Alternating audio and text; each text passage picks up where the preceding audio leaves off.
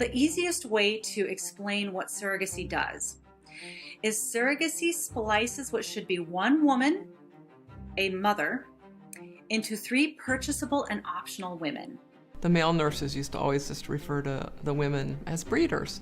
And then when we interviewed Gail, one of the surrogates, she was talking about when she got into the legal custody battle for the children that she went on and conceived. She was a surrogate for her brother. And the lawyer that was representing her brother in the custody battle for the children said something to the effect like, we just need to change the law, and the law needs to recognize that some women are just going to be used as breeders. Once I became pregnant, the relationship between my brother and I became very tense. About a month after the pregnancy, it completely fell apart. My brother was consistently telling me that I was fat, that I was lazy. At one point he made me go mow a yard at 4 months pregnant with twins. He wanted me to paint the house, and it blew up. As I was leaving,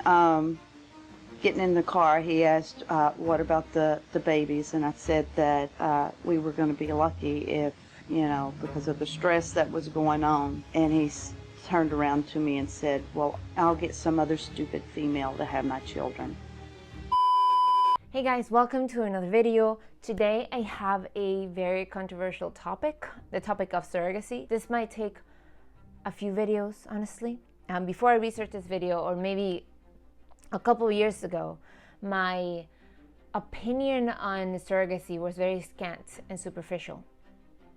I just thought it was weird. Something felt off to me about it, but that's it. Now I have very strong opinions on it. But before I really get into it, I say that I really understand the desire by some couples to have children and they can't. I understand that I might be stepping on some wounds, some pain that people may have. But ultimately, we need to look at this dark reality of surrogacy and what it implies. Children should not be bought and paid for. Buying children should not be a thing which has created a $20 billion industry, but yet it has. So recently, I came across an article on The Guardian about a gay couple. 2 men who were angry at the fact that they could not have children. They were angry that they were not being given the necessary help to pay for IVF and then surrogacy. They were angry that insurance companies were not providing them with a woman that would incur the risks of childbirth for them and have their child. Of course, it did not put it this way, but that was the truth. They said in outrage that they cannot believe that they were expected to be okay with not having children.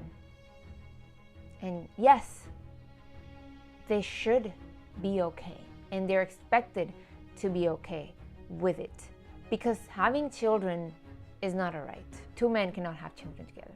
It's very simple. For a long time, I heard that the most traditional ways to live are socially engineered, and those rules and ways of living are outdated, and that the mold needs to be broken or deconstructed. But honestly, where we are advancing towards, where we see progress is going, or whatever progressives seem to want, is things which clearly go against the rules of nature. Paying a woman to have your biological child and paying a different woman to give you her eggs is not natural. And I would argue it is fraught with ethical problems. First of all, both women who get involved will be faced with potential health risks, both the egg donor and the surrogate. I'm all for research, but not at the risk of the lives and health of more young women. Now I see a shift where all of a sudden we have money entering in terms of research, and we see young women being looked at as a market for eggs. A woman has become a walking ovary, as an ovary factory, egg factory. And I think that women should not be treated that way. Where society benefits from research, we owe compensation to those who participate and contribute. Unlike infertile women who are considered patients, egg donors are treated as vendors.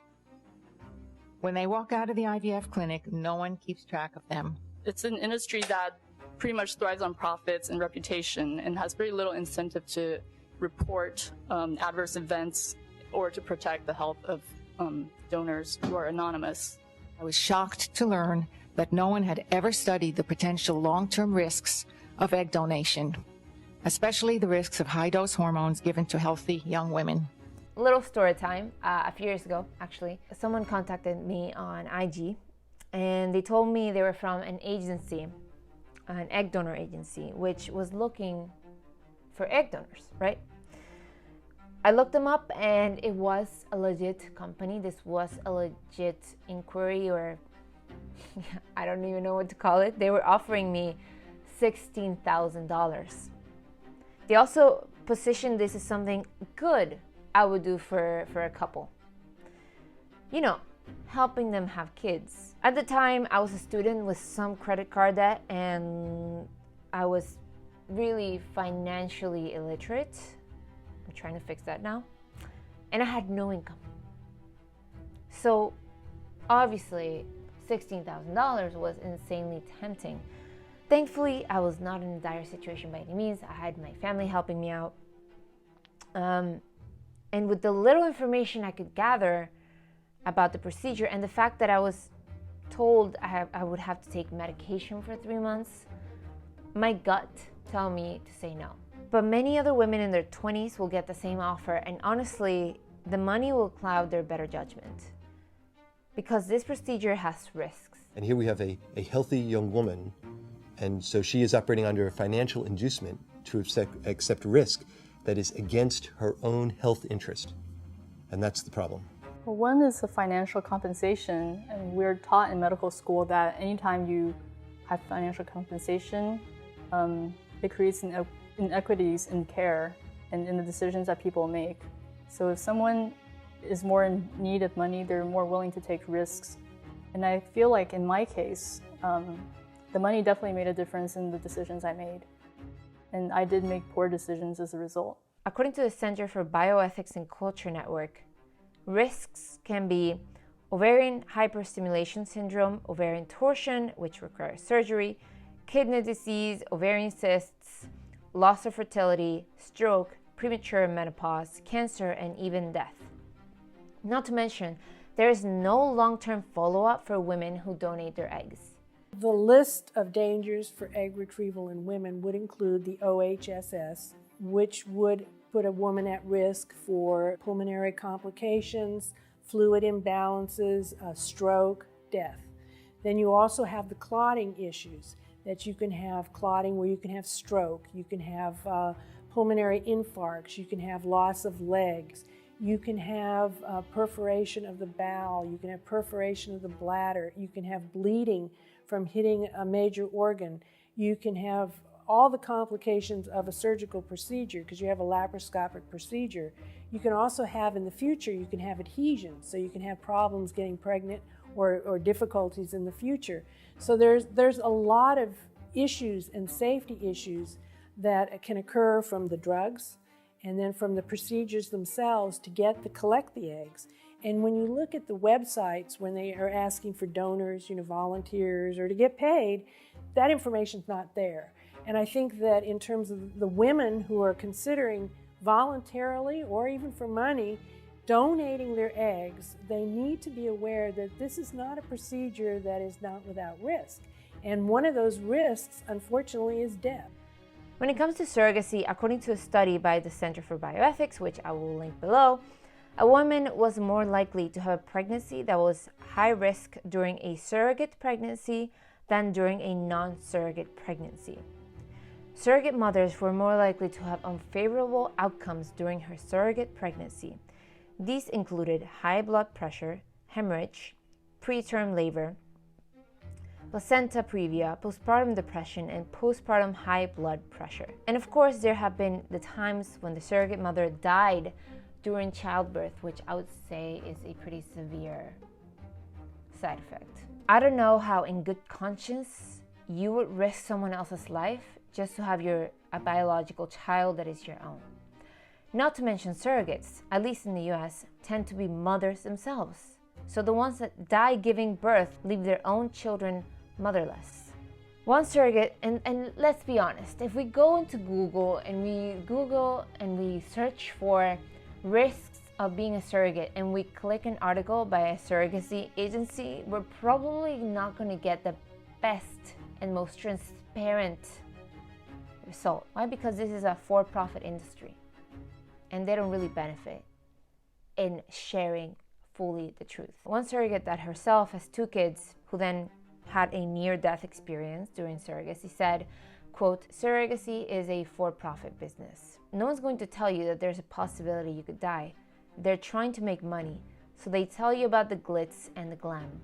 I would never do it again, and I would never recommend it to anyone." Of course, that these women are probably told that the risks are low. After all, it's a $20 billion industry. The risks have to be low for the profits to remain high. If you know, you know. But when you are that one person that dies, or your mom is that one person that dies, or your surrogate is the one person that dies, who cares about the numbers? Who cares about the statistics then? Because let's face it, surrogacy is about wants, not needs. If someone came to me and told me, open this door and there's a 99% chance you will make $1 million, but a 1% chance you will be killed, do you think I'm opening that door? Maybe if I was desperate for money, maybe. A person who is already a millionaire would do it because the money wouldn't cloud their judgment. And if we're gonna go with the altruism angle, money talks a lot more. How many celebrities or wealthy women do you see offering up their bodies for surrogacy? Do you think there are any? Or do you think that the feeling of doing something good for someone else might just be the cherry on top for a woman who chooses surrogacy to make ends meet? Middle-class military wives are actually one of the most targeted groups by surrogacy agencies. They are by no means wealthy, but a lot of them have a husband who oftentimes will not even be there for their surrogate pregnancy. So it sort of makes sense. I mean, make a little extra cash, help someone else out, unless you really understand the risk. I just simply do not believe this altruistic angle for most people. And how many people who cannot afford a US surrogate go to poor nations to get a cheaper rate? Are we really supposed to believe that this is all altruism from these women in poor, underdeveloped nations? What we see when you look outside of the United States, particularly in India or Thailand or Mexico, where there's really growing surrogacy markets with women who are just desperately poor, they're really treated like breeders. Not to mention the fact that this is so profitable, it means that it could attract the wrong kind of people. According to an article on this on the Heritage Foundation, the international surrogacy market appears to have significant and growing overlap with human trafficking. Given the amount of money involved, traffickers stand to profit substantially from selling women and girls into surrogacy arrangements. And let's just say, guys, that's not happening. Let's ignore those shady things going on. Or let's pretend we live in a world where all those things have been fixed in order for people to pay women to have their kids. It is illegal to sell a kidney, but yet we find it acceptable to open up an industry that commodifies women's bodies and children. Let's talk about the children for a moment. The children that have known and have a bond with the woman who carried them for 9 months. And suddenly, that bond is broken. I mean, even puppies get a little bit more dignity because you are not supposed to separate them from their mothers for at least 4 weeks. Obvious harm that immediately occurs to me, the just sort of low-hanging fruit harm, would be, what about the kids? The desires of adults to raise children should not supersede the rights and needs of children, and they are in fact affected by this. There are forums and blogs online where children of surrogacy talk about feeling like they were a product that was purchased. I'm a product of a traditional surrogacy. The parents I grew up with couldn't conceive together. My dad was my biological dad, but the mom I grew up with was my adopted mom. I found when I was 26 my birth mom. As much as I do believe that surrogacy can come from a compassionate place, as a product of surrogacy, it's hard not to be aware that there is a price tag. There is an awareness that, you know, in essence you were bought by the family that you grew up with. You are a product at the end of the day. Children's rights advocate Katie Foss notes that many surrogate-born children in these circumstances experience the primal wound of losing their birth mother and experience well documented among adopted children. She argues that, quote, surrogacy is, by its very nature, an injustice to the child.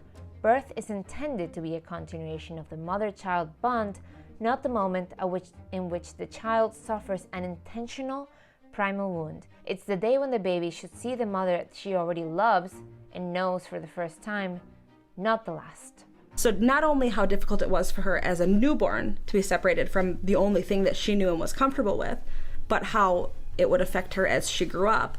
The primal wound is what happens when you separate a baby and its mother.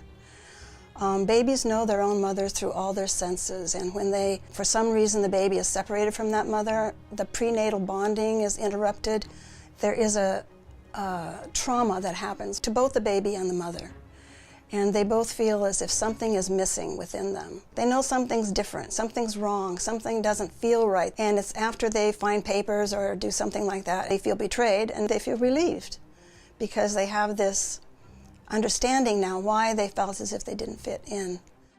My adopted mother was South Korean, so it was somewhat obvious that some of the pieces of the puzzle didn't fit. I'm obviously not half Korean. My adopted mom and I never had that connection that really made sense of a mother and daughter. The three of us didn't have that healthy family dynamic, so it was just a relief to find out why and to know the truth. The first picture of myself that I have, my birth mom gave to me, and it's actually of the exchange in the lawyer's office. She turned me over at the lawyer's office and they signed all the paperwork. Most of the consideration within surrogacy is towards the adults and what they want and what they're looking for. I don't feel like it's always in the best interest of the children. Thinking about this gay couple that just feels entitled to their insurance paying for this, let's really consider where that goes, where that kind of thinking can lead to down the road. You've heard of references of the Handmaid's Tale when it comes to the pro-choice argument. But isn't this more fitting? Wealthy couple with a woman doesn't want to mess up her figure, or infertile couples, or couples who, by the nature of their relationship, cannot have kids, and they feel entitled to surrogacy, feeling entitled to have someone carry their child for them. I'll leave you with that question, guys, and perhaps I'll explore this topic a little bit further, but I'll leave it there for now, and until next time.